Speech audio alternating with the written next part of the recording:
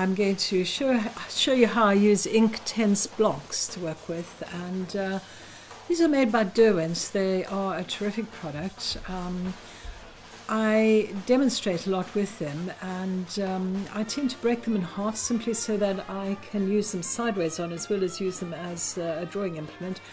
I'm going to use a sprinkler and just grate some of the paint onto the petals that I've just drawn, and then using a spritzer I'm going to dissolve that paint, allow it just to dissolve a little bit in the water, and then using a Daler-Rowney flat brush, pulling the colour, not doing an awful lot of brushwork. I'm just literally dampening off the colours and then pulling it with my brush and then allowing it to dry.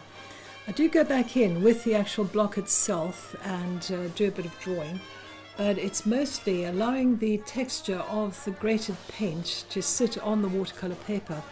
This is a Derwent watercolour paper, very smooth. It doesn't cockle very much and it's terrific to work with.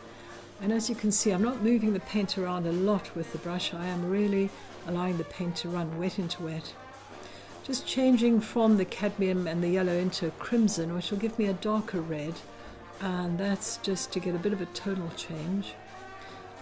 Doing the bud up at the top and just spritzing it, allowing it to run, and then using a dark green Inktense block just to put some of the stalk in and drawing with it. So I'm a great fan of using it wet, using it sprinkled, and also using it almost like a waxy pastel to work with.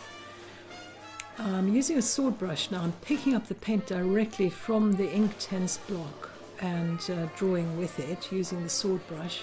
This is a Derwent sword brush, and they are lovely. They carry a lot of water, they don't run dry, and it's a bit like a calligraphy brush, rather super for detail.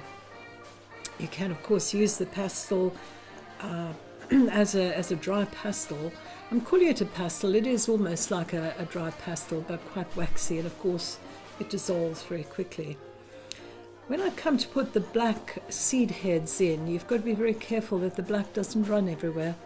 So it's a dry area that I'm working on, and I control the way the paint runs by drying off the brush and also drying the paint. Otherwise you find the black runs into the red and you get quite muddy colours, so you do have to control that.